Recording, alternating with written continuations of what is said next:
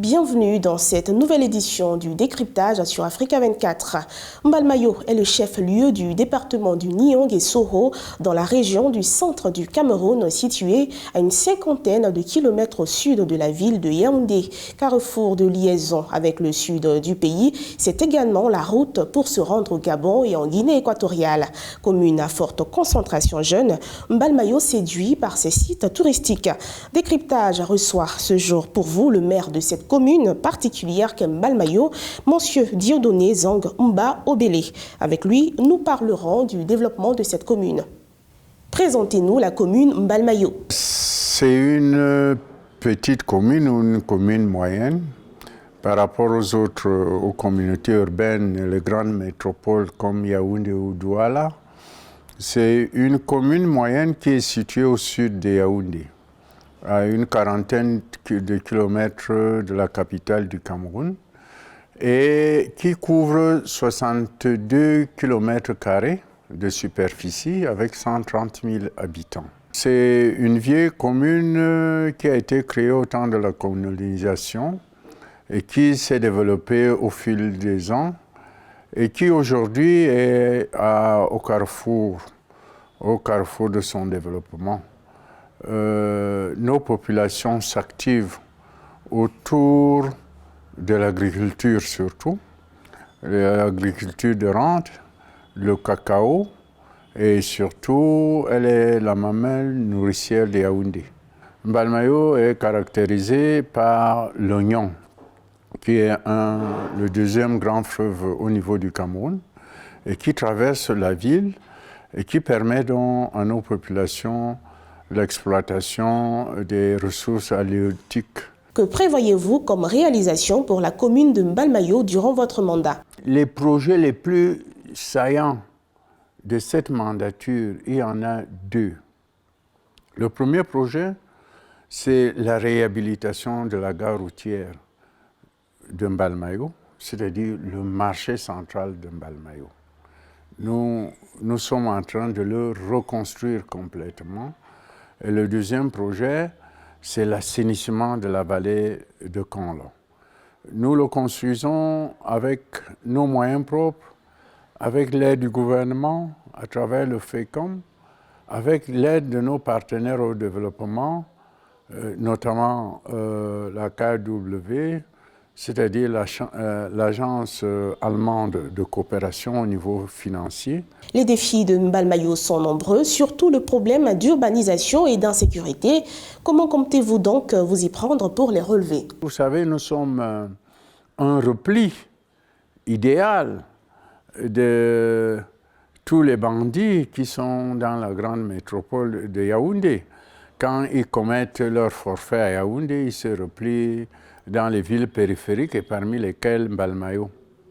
Et nous avons commencé à les combattre en conscientisant nos populations d'abord, en nous aidant des forces de police et de gendarmerie, mais surtout en sensibilisant nos populations pour que l'information puisse nous être donnée en temps réel, pour qu'on puisse réagir. Mais surtout, au cours de cette mandature, nous allons achever l'implantation de 125 lampadaires solaires. Avec cela, nous allons lutter efficacement contre le grand banditisme. L'économie de Mbalmayo tourne principalement autour de l'agriculture, de l'industrie, de la transformation du bois. Comment envisagez-vous la rendre plus attractive pour les investisseurs? Nous devons continuer à créer un environnement propice pour que Mbalmayo soit vraiment cette ville qui a été baptisée une ville de grâce, c'est-à-dire une ville où il fait bon vivre. Cette ville où il fait bon vivre, cela ne dépend pas seulement de la mairie, cela ne dépend pas seulement des autorités administratives, ça dépend de la mentalité de chacun d'entre nous. Il y a donc des espaces touristiques qui sont créés ou qui sont à créer ou à améliorer. Tala Sambokulu est une plage créé par un fils de Mbalmayo qui a mis plus de 15 ans à l'étranger et qui a voulu donc venir rentrer chez lui, créer quelque chose qui ressemble à ce qu'il a vu en Grèce.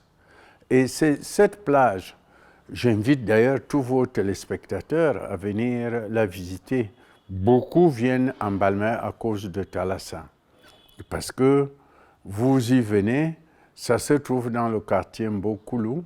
Je pense donc qu'en créant des industries touristiques de ce genre, nous devons pouvoir attirer des touristes, pourquoi pas des Camerounais, en Mbalmayo. La deuxième chose, grande richesse que nous devons exploiter, c'est l'oignon. Il faudrait qu'on rende l'oignon ce qu'il a rendu à la ville. C'est-à-dire qu'on rende l'oignon beaucoup plus agréable, les bords d'oignon beaucoup plus agréables. C'est pour cela que je vous ai présenté le deuxième projet dans mon exposé liminaire, qui est un projet d'assainissement de la vallée de Kondon. Cet assainissement va contribuer à rendre beaucoup plus agréables les abords d'Union en y mettant des espaces ludiques, en y mettant un hôtel qui puisse avoir des centres de conférences et en y mettant des espaces de jeu qui puissent permettre à nos visiteurs de passer des moments les plus agréables en Mbalmayo. Mais surtout, ce qui est important, il faut que la ville reste propre. Le Cameroun reçoit en 2021 le CHAN, un championnat d'Afrique des Nations. Qu'allez-vous offrir aux touristes qui préparent leur arrivée? Nous travaillons depuis 3 mois avec un jeune groupe, des jeunes qui m'ont présenté un projet et qui sera un projet vraiment facile.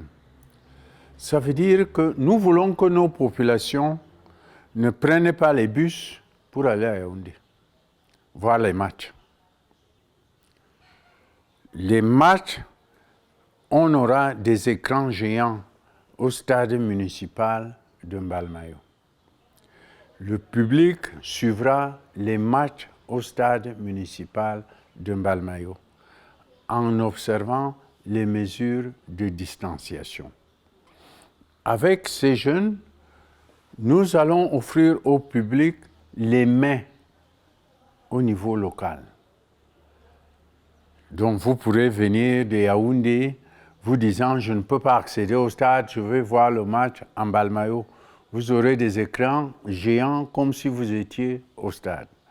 Vous aurez la nourriture comme si vous étiez dans le restaurant. Vous aurez toutes nos grandes vedettes au niveau local, je ne vais pas les citer, que nous avons invitées et qui nous font le plaisir d'animer ces journées de CHAN en Mbalmayo. Donc, il y aura donc des stands tout autour du stade. Ce sera vraiment un environnement festif